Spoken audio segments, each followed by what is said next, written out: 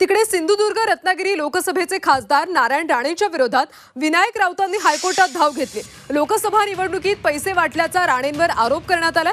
राणेंनी भ्रष्ट मार्गाने विजय मिळवला असून मतदारांना कमळ चिन्हावर मतदान करण्यासाठी पैसे वाटप केल्याचे व्हिडिओ कोर्टात सादर केल्याची माहिती राऊतांनी दिली। त्यामुळे नारायण राणेंची खासदारकी रद्द करावी अशी मागणी राऊतांनी आता याचिकेतून केली।